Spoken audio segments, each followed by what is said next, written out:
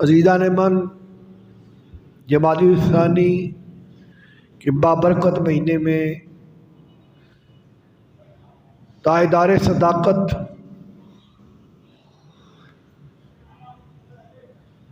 اور خلافت اور امامت بلا فصل کے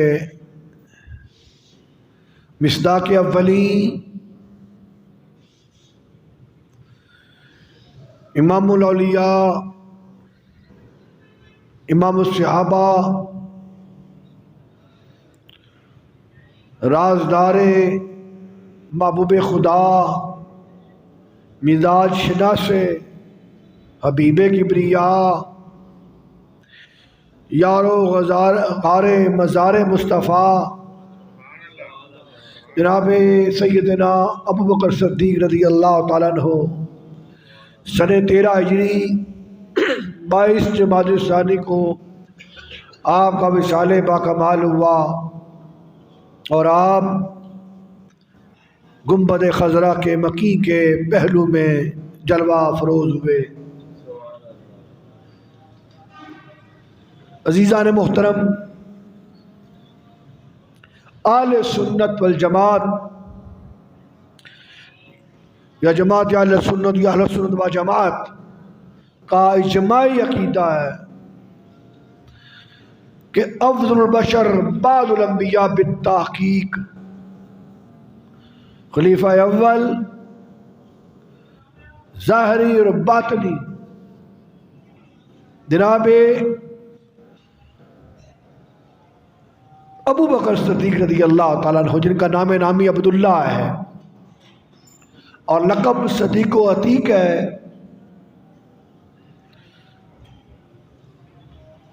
آپ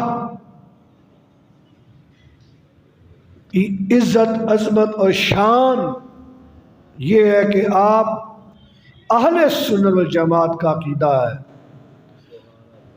اور جو اہل سنت کا عقیدہ ہے یہ گمراہیوں سے ہٹ کر ہے، بد عقیدگی، بد مذہبی کے پر فتن دور کے اندر اول سے لے کے آخر تک جو عقیدہ اہل سنت کا عقیدہ ہے، جو رافضیت اور تفضیلیت سے پاک ہے اور نیم رافضیت سے بھی پاک ہے، وہ یہ ہے ہمارے بزرگوں نے بلکہ اجماع صحابہ بھی کا بھی اجماع ہے، اور آپ کی قطعی افضلیت پر احادیث کا اور فرمان مصطفیٰ واضح ہے کہ سب سے افضل بعد الانبیاء جناب ابو بکر صدیق رضی اللہ تعالیٰ عنہ ہیں، اس کے بعد جناب سیدنا عمر بن الخطاب ہیں، اور منصور ماتریدی کے عقیدے میں جو کہ سنیوں کا عقیدہ ہے جناب عثمان غنی ہیں رضی اللہ تعالیٰ عنہ، اور اس کے بعد جناب مولا علی المرتضیٰ مولا مشکل کشا۔ یہ بن ترتیب جیسے خلافت کی ترتیب ہے ویسے ہی آپ کی عزت، عظمت اور افضلیت کی ترتیب ہے۔ اور اعلیٰ حضرت نے یہ بھی لکھا ہے کہ یہ کہنا چاروں برابر ہیں یہ خلاف سنت ہے، یہ خلاف سنت ہے، یعنی اہل سنت کے عقیدے کے خلاف ہے۔ ہاں اس معنی میں کہ چاروں صحابی ہیں یہ ٹھیک ہے، اس معنی میں کہ چاروں صحابہ ہیں یہ ٹھیک ہے، جیسے کہ قرآن کہتا ہے لا نفرق بین احد من رسولی، کہ رسولوں میں فرق نہیں ہے، یعنی سب کو ماننا ہے کہ وہ اللہ کے رسول ہیں، ایسے ہی ان چاروں کو ماننا کہ یہ حضور کے صحابی ہیں یہ ٹھیک ہے، لیکن درجوں میں فرق ہے۔ تلک الرسل فضلنا بعضهم علی بعض، رسولوں میں بعض کو بعض پر فضیلت ہے، ایسے ہی صحابہ میں بعض کو بعض پر فضیلت۔ لہذا اہل سنت کا عقیدہ اس کو واضح کرنا ضروری ہے، تفضیلیت و رافضیت و نیم رافضیت سے ہٹ کر بہت ضروری ہو گیا ہے۔ تو یہی عقیدہ ہے کہ افضل البشر بعد الانبیاء بالتحقیق، اور الحمدللہ اس حوالے سے ہمیں کہیں دور جانے کی ضرورت نہیں ہے، یہ پاس ہی مرکز اسلام، مرکز استقامت، امیر المجاہدین حضرت علامہ خادم حسین رضوی رحمت اللہ علیہ نور اللہ مرکزہ، آپ نے فرمایا لوگوں ہم سے پوچھتے ہو صحابہ کے بارے میں، ایک تو مشہور مقولہ نا آپ کا، میں اس طرف نہیں جا رہا، اس طرف نہیں جا رہا، میں دوسری بات کر رہا ہوں۔ فرمایا لوگوں ہمارے بڑوں نے فیصلہ کر دیا ہے، ہمارے بڑوں نے فیصلہ کر دیا کہ کون افضل ہے، کون افضل ہے، بس جو بڑوں نے کہہ دیا ہے ہمارا بھی وہی عقیدہ ہے۔ الحمدللہ جہاں تحفظ ناموس رسالت پر پہرا دیا ہے وہاں تحفظ صحابہ کا بھی دفاع کیا ہے۔ الحمدللہ حضرت ابو صدیق رضی اللہ تعالیٰ عنہ، بات کہاں سے کہاں چلے گی، باہر بتانا ضروری ہے کہ اہل سنت کا الحمدللہ وہی عقیدہ ہے جو ہمارے بزرگوں نے ہم تک پہنچایا ہے۔ یہ وہ مرکز وہ نہیں ہے جہاں پہ کسی کی توہین ہوگی یا تکذیب ہوگی، یہاں پر وہی بیان ہوگا جو قرآن نے کہا یا مصطفیٰ کے فرمان نے کہا ہے۔ الحمدللہ ہمیں اپنے عقیدے میں شرح صدر ہے، ہاں مجھے کم از کم، اور جو یہاں میرے بھائی آتے ہیں ان کو بھی شرح صدر ہے۔ یہ الحمدللہ عقیدہ اہل سنت و جماعت جن کا یہ عقیدہ ہے کہ ابو بکر افضل البشر بعد الانبیاء بالتحقیق ہے، اور خلیفہ بلا فصل ظاہری اور باطنی۔ بعض رات یہاں پر ظاہری خلیفہ کہتے ہیں ابو بکر اللہ اور باطنی مولا علی، نہیں، ظاہری اور باطنی دونوں خلیفہ بلا فصل، خلیفہ بلا فصل جناب ابو بکر صدیق ہے، اس کے بعد جناب عمر فاروق ہے، اس کے بعد جناب مولا عثمان غنی ہے، اس کے بعد جناب مولا علی المرتضیٰ من کنت مولا ہے۔ الحمدللہ باقی رہے گا احبیت، محبت کسی زیادہ ہونا، یہ حضور کی اپنی شان ہے۔ عزیزان گرامی قدر، تو سیدنا صدیق اکبر رضی اللہ تعالیٰ عنہ آپ کی افضلیت و کاملیت کے لیے اتنا ہی کافی ہے۔ اس کو امام قسطلانی نے شرح بخاری میں لکھا اس واقعہ کو کہ ایک دن جناب ابو بکر صدیق رضی اللہ تعالیٰ عنہ والذی جاء بالصدق وصدق اولئک هم المتقون، جو سچ لے کر آیا اور جس نے اس کے سچ کی تصدیق کی بے شک یہی لوگ متقی ہیں۔ آپ فرماتے ہیں جناب ابو بکر صدیق صحابہ میں کھڑے تھے اور بتایا، امام قسطلانی نے شرح بخاری میں واقعہ لکھا ہے، اوائل الفرش الی معاش العرش کے اندر بھی بیان کیا ہے کہ آپ نے کہا کہ میرا باپ ابو قحافہ مجھے بت خانے لے گیا اور وہاں پر جا کر کہا یہ تمہارے بزرگوں برتر خدا ہیں، ان کو سجدہ کرو۔ آپ کہتے ہیں میرے باپ دوسری طرف گئے، میں نے بت سے پوچھا بت میں بھوکا ہوں مجھے کھانا دو، جواب نہ دارد، نہ جواب آنا تھا نہ کبھی آئے گا۔ پھر میں نے کہا میں ننگا ہوں مجھے کپڑا پہنا ہو، پھر بھی جواب نہیں آیا۔ پھر میں نے ہاتھ میں پتھر اٹھایا اور پتھر اٹھا کر میں نے مارا جو اس بت کو اور کہا اگر تو خدا ہے تو بچا، میرے وار سے اپنے آپ کو بچا، کہاں بچنا تھا۔ پتھر مارا، بت پاش پاش ہو گیا، شور سنا ابو قحافہ ہے، دیکھا ابو بکر صدیق رضی اللہ تعالیٰ نے پتھر سے بت کو توڑ دیا ہے، جو پہلے دن سے ہی بت شکن ہو۔ خیبر شکن ہونا بھی بڑی بات ہے، خیبر شکن ہونا بھی بڑی بات ہے، لیکن پہلے دن سے بت شکن ہونا یہ بہت بڑی بات ہے۔ عزیزان محترم، موازنہ میں کوئی نہیں کر رہا، میں تو صرف بتا رہا ہوں بت شکن۔ جناب ابو قحافہ نے دیکھا، ایک تپڑ رسید کیا، ہاتھ پکڑا، جا کر ان کی ماں کو کہا یہ کیا معاملہ ہے، اس نے یہ کردار ادا کیا ہے، ہمارے خداؤں کو پاش پاش کر دیا ہے۔ تو سیدہ آپ کی والدہ نے آپ کے والد سے کہا آپ اس کو نہ چھیڑیں، اس کے پیچھے بیک گراؤنڈ ہے، ابھی یہ پیدا نہیں ہوا تھا۔ تو آواز آئی یا امت اللہ بالتحقیق، اے اللہ کی چنی ہوئی بندی، والولد العتیق، تمہیں اللہ تعالیٰ نے ایک آزاد بیٹا دیا ہے، اسمہ اسماء صدیق، جس کا آسمانوں میں نام صدیق ہوگا، لے محمد صاحب الرفیق، جو محمد عربی کا صاحب الرفیق ہوگا۔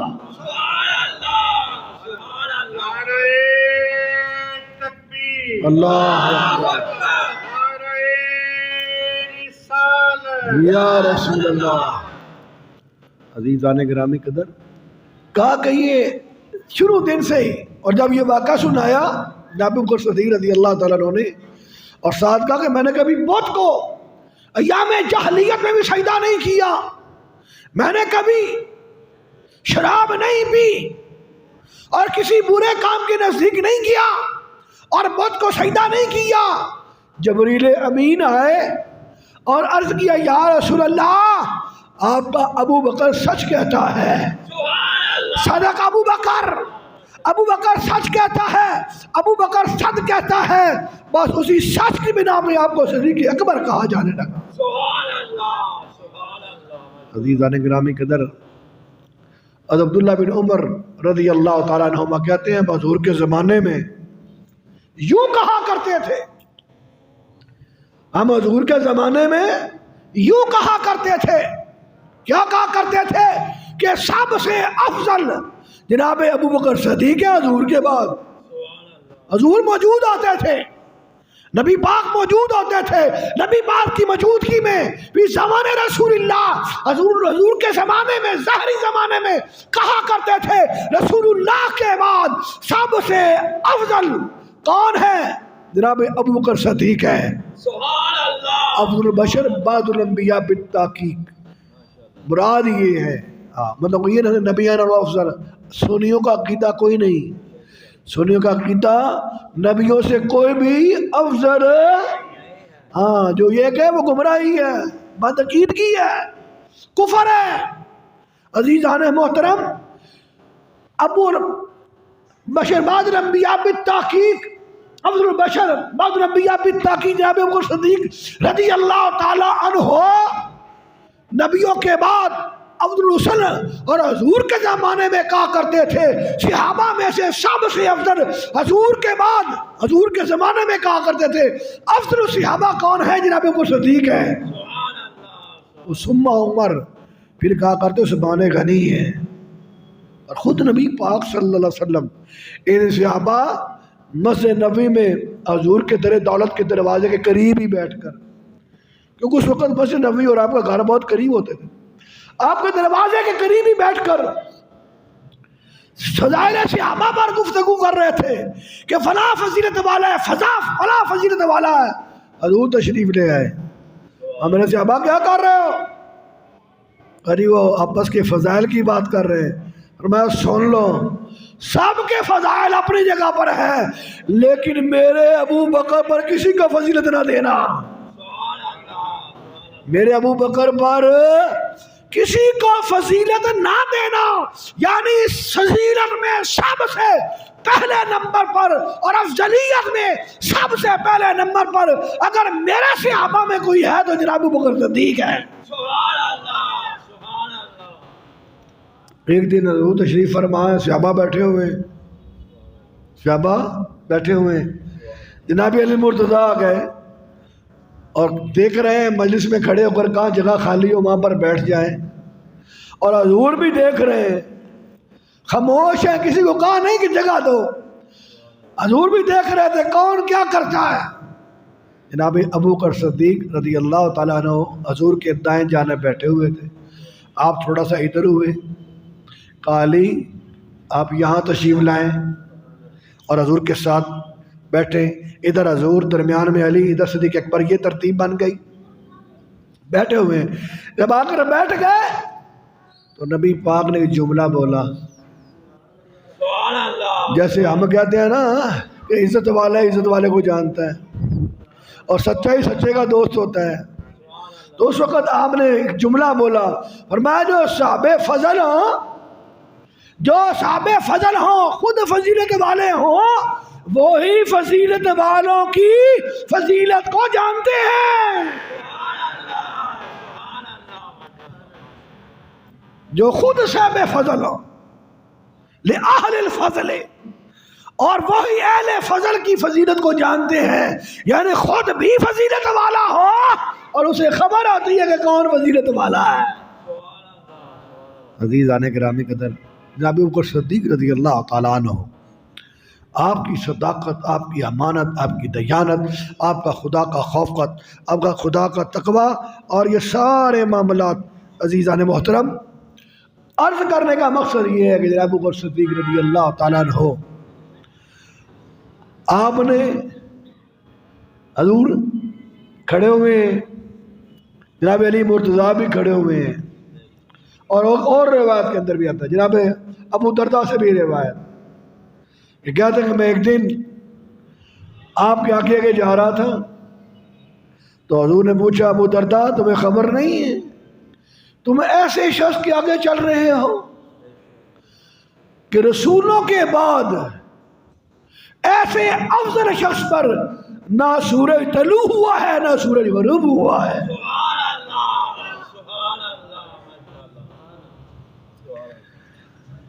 اور ابو محمد بن حنفیہ جناب مولا علی مرتضیٰ کے صاحبزادے، آپ نے پوچھا حضرت علی مرتضیٰ سے کہ یا حضرت کون سب سے افضل ہے صحابہ میں سے؟ آپ نے فرمایا ابو بکر۔ سوچا ہی کوئی نہیں، کسی سے پوچھنے نہیں گئے، انا مدینۃ العلم علی باب آنکھ مصداق، مولا علی نے فوراً کہا ابو بکر افضل ہے۔ پھر کہا کون افضل ہے؟ کہا جناب عمر افضل ہے۔ پھر میں نے کہا کسی اور کا نام نہ لے دیں، میں نے کہا ابا جان پھر آپ مولا علی نے تواضع کا اظہار کرتے فرمایا کہ میں تو مسلمانوں میں سے ایک مسلمان ہوں۔ قربان جائے مولا علی مرتضیٰ کی شان کے، اور قربان جائے صدیق اکبر کی شان کے۔ اللہ اللہ اللہ، نبی پاک نے خود فرمایا کسی کے مال نے، کسی کی صحبت نے، غور کرو دوستو، آپ کے دوست کی تعریف کر رہا ہے، نبی ہو کر تعریف کر رہا ہے، اور میں نے پچھلے جمعے کہا تھا لوگ کہتے ہیں دھیان کرے جائے جملے والے کہ خلیفہ تھے، خلیفہ ہوئے تو افضل ہوئے، خلیفہ ہوئے تو افضل ہوئے۔ ہم نے کہا نہیں، افضل ہوا تو خلیفہ ہوئے۔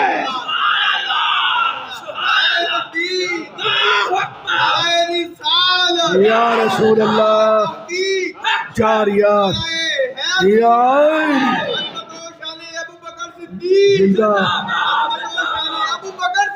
زندہ اور اجماع صحابہ ہے، اجماع صحابہ ہے۔ نبی با نے فرمایا کہ ابو بکر سے کہو کہ صحابہ کو نماز پڑھائے۔ کسی صحابی نے یہ نہیں کہا کہ میں اس کے پیچھے نہیں پڑھتا، زمانے میں ایسے امام ہیں ان کی وجہ سے کوئی نماز نہیں پڑھتا، لیکن کسی صحابی نے یہ اجماع صحابہ ہے، 17 نمازیں مری ابو بکر فلیصلی بالناس، ابو بکر کو حکم دو کہ وہ لوگوں کو نماز پڑھائے۔ اور ایک حدیث کا مفہوم ہے، رسول اللہ نے فرمایا آسمانوں پر رب کو گوارا نہیں ہے آسمانوں پر رب کو گوارا نہیں ہے کہ ابو بکر زمین پر کوئی خطا کرے. میں خطا اور عطا کے مسئلے میں نہیں جا رہا، بس جملے پہ رہ رہا ہوں. کہا کہ یہ اللہ کو گوارا نہیں ہے عرشوں پر.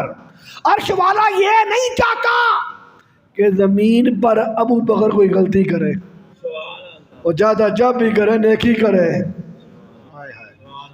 مختصر سی حدیث شریف. سیدہ عائشہ صدیقہ کے گھر نبی پاک تشریف فرمائے، جھولی ہے سیدہ عائشہ صدیقہ کی آغوش، نبی پاک جلوہ کر ہے، سر رکھا ہوا ہے اور نظر آسمان کی جانب ہے. سیدہ عائشہ صدیقہ سوال کرتی ہیں، یا رسول اللہ صلی اللہ علیہ وسلم، کوئی آپ کی امت میں سے ایسا بندہ بھی ہے جس کی نیکیاں ستاروں سے زیادہ ہوں؟ محبت نہ کیا چڑھو سبحان اللہ. اما عائشہ ام المومنین سیدہ عائشہ صدیقہ مفسرہ محدثہ آپ فرماتی ہیں، یا رسول اللہ کوئی ایسا بھی آپ کی امت میں سے بندہ ہے جس کی نیکیاں آسمان کے ستاروں سے بھی زیادہ ہو؟ تو میرے نبی نے مسکرا کر فرمایا، عائشہ میرا سونا عمر ہے. اس شان کا مالک میرا عمر ہے کہ ستارے کم ہیں، عمر کی نیکیاں زیادہ ہیں. اس کے برابر اس سے زیادہ عمر کی نیکیاں. جناب سیدہ عائشہ صدیقہ نے سوچا بشری تقاضا ہے، فطری تقاضا ہے. ابا جان تو شروع دن سے مسلمان، ساتھ ساتھ ان کا نام ہی نہیں آیا. آپ نے ہولے سے پوچھ لیا، سونیا میرا تو دل کر رہا تھا شاید میرے ابا جان کا نام لیں گے، تو آپ نے تو عمر کا نام لے لیا، میرے ابا کا کیا بنا؟ جناب ابو بکر صدیق رضی اللہ تعالیٰ فرمایا، سن لے عائشہ، جو عمر ہے نا، عمر رضی اللہ تعالیٰ عنہ، یہ تیرے باپ کی نیکیوں میں سے ایک نیکی ہے. جس کی ایک نیکی کا نام عمر ہو،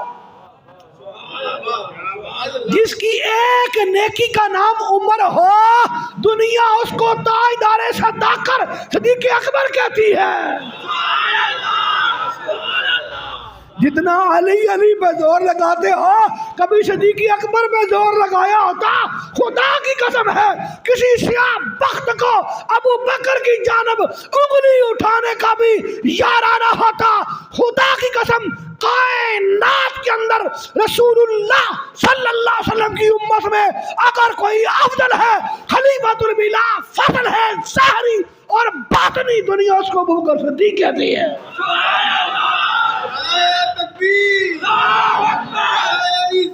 یا رسول اللہ یا علی زندہ تاجدار ختم نبوت، مجاہد ختم نبوت کا اول مجاہد، تاجدار ختم نبوت. ابو بکر صدیق تیری اس مدعا کے قربان جاؤں، حفاظت قرآن بھی کرتا ہے، حفاظت فرمان مصطفیٰ بھی کرتا ہے، اور تحفظ نبوت رسالت پر پیرا بھی دیتا ہے. آپ کا تقوی، آپ کا خوف خدا، اللہ اللہ اللہ. ایک غلام تھا آپ کا، وہ اکثر آپ کو مال لا کے دیا کرتا تھا، اس کی کمائی حلال کی کمائی تھی، حرام کی نہیں تھی، حلال کی کمائی تھی. ایک دن وہ مال لے کے آیا اپنے لا علمی میں، وہ کچھ کھا لیا. اس نے کہا حضرت آپ نے کھا تو لیا ہے لیکن یہ مال میں نے کہانت کہی تھی. کہانت ہوتی ہے یہ فال لینا، دوسرے معاملہ یہ تیر پھینکنا. کہتا مجھے آتی تو نہیں تھی، ایک بندے نے پوچھا میں نے کہہ دیا، ویسا ہی ہو گیا. وہ آج ملا ہے یا میں جاہلیت کے بعد، آج اس نے مجھے توبہ پیش کیا اور میں نے لے لی اور آپ نے کھا لیا ہے. ہائے ہائے، صدیق اکبر کا تقویٰ. آپ نے فوراً آپ نے حلق میں انگلی ڈالی، یہ باہر نہیں آیا. کسی پاس بیٹھے ہوئے شخص نے کہا حضرت پانی پیئے. جب پانی پیا کوشش کی تب جا کر سکون ہوا. کسی نے کہا یرحمک اللہ، اللہ تم پہ رحم فرمائے، اگر آپ ایسا نہ بھی کرتے تو کوئی بات نہیں، یہ نہ ہوتا کہ ایسا کرتے ہوئے آپ کی جان نکل جاتی. ابو بکر صدیق نے فرمایا اگر ایسا ہو بھی جاتا, جان نکلتی ہے نکل جائے, لیکن حرام کا لقمہ ابو بکر صدیق کے پیٹ میں نہ ہے. جو ایک لقمہ نہیں کھاتا وہ نبی کی صاحبزادی کا پورا باغی کھا گیا ہوگا. اللہ یعوذ باللہ استغفر العظیم. 1 روپیہ بھی صدیق اکبر نے باغ فتح کا اپنے اوپر نہیں لگایا. جیسے رسول اللہ خرچ کرتے رہے ویسے ہی خلیفۃ بلا فصل خرچ کرتے رہے. خلافت باطنی نہیں, حضرت علی کے پاس ہے خلافت ظاہری, ابو بکر صدیق کے پاس ہے روڑا تو سیاہ پہ بات ہے. خلافت ظاہری اور باطنی داتا صاحبوں غوث پاکو اللہ حضرت ہو, ہر ایک کا عقیدہ ہے ظاہری اور باطنی خلافت اور ولایت کے اندر جو مقام صدیق اکبر کا کسی اور کا نہیں ہے. ہم کسی صحابی کی تصدیق نہیں کر رہے. مولا علی بھی ہمارے سر کا تاج ہے, مولا کا ہی فرمان ہے, تیرا اور میرا نہیں ہے. عزیزان گرامی قدر, تو عرض کرنے کا مقصد یہ ہے جناب ابو بکر صدیق رضی اللہ تعالیٰ عنہ آپ خلیفہ ظاہر بھی ہیں, خلافت پر بھی متمکن ہوئے, خلیفہ باطن بھی ہیں. اگر ولیوں سے محبت کی جائے رب خالی نہیں موڑتا, ولیوں کے سردار سے محبت کی جائے رب خالی کیسے موڑے گا. ریاض الندرہ حدیث ساری بیان کر کے موضوع ختم کروں. انس سے روایت ہے کہ اللہ تعالیٰ نے جب جس دن ابو بکر صدیق پیدا ہوئے, جس رات صدیق اکبر پیدا ہوئے, اللہ تعالیٰ نے فرمایا مجھے اپنے عزت و جلال کی قسم ہے, مجھے اپنے عزت و جلال کی قسم ہے. اور جنت عدن کے بارے میں ارشاد فرمایا اے جنت عدن مجھے اپنے عزت و جلال کی قسم ہے, جو بچہ یعنی ابو بکر صدیق جس رات پیدا ہوئے فرمایا یہ پیدا ہوا ہے آج کی رات, اے جنت عدن سن لے اس کا مقام تو ورال ورا ہے, جو اس سے محبت کرے گا میں اس کو جنت عدن عطا فرماؤں گا. جو ابو بکر سے پیار کرے رب جنت عدن عطا فرماتا ہے. عزیزان محترم اہل سنت کا عقیدہ ہے صحابہ بھی لچپال ہیں اور اہل بیت بھی لچپال ہیں. ہم صحابہ کا بھی ادب کرتے ہیں, اہل بیت کا بھی ادب کرتے ہیں. قربان جائے مولا علی کے اس جملے کے پوری لفظیت پوری تفضیلیت اس کا مقابلہ نہیں کر سکتی. کہا لوگوں سنو, رسول اللہ نے مصلی دیا, ہم نے تخت خلافت دیا.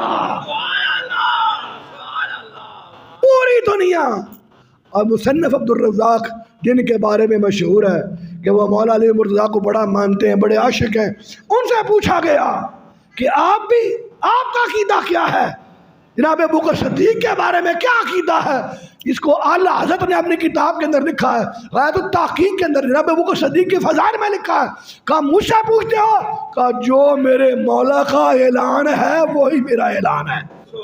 کہا جی کیا اعلان ہے, کہا میں علی کو تو مانوں, میں علی کو تو مانوں اور علی کی نہ مانوں یہ نہیں ہو سکتا. میرے مولا کا فرمان ہے افضل البشر بعد الانبیاء بالتحقیق ابو بکر صدیق ہے, اور میرا سر تسلیم خم ہے, میرا امام بھی بکر صدیق ہے. عزیزان محترم, تو عرض کرنے کا مقصد یہ ہے مصلی اور تخت خلافت کا رولا نہ ڈالو, یہ ختم ہو گئے ہیں. جب رسول اللہ نے مصلی دیا اجماع صحابہ ہوا, صحابہ نے آپ کو امام بنایا, اور جب خلافت کی باری آئی تو صحابہ نے آپ کو خلیفہ بلا فصل بھی ظاہر بھی آپ کو, اور جناب مولا علی مرتضیٰ کا یہ بیان کہ حضور نے ہمارے دین کے لیے آپ کو پسند کر لیا, ہم نے اپنی دنیا کے لیے ابو بکر کو پسند کر لیا. علی جیسا شخص کہہ سکتا ہے تو یا علی کرنے والا نہیں کہہ سکتا. ہاں ہمارا عقیدہ ہے خلیفۃ بلا فصل ظاہری اور باطنی اور روحانی اور نورانی جناب ابو بکر صدیق ہے, اور اسی عقیدے پر ہم قبر کی دیواروں تک یہی اعلان کرتے جائیں گے صدیق اکبر تیری عظمت کو سلام ہے کہ تو صحابہ کا امام ہے.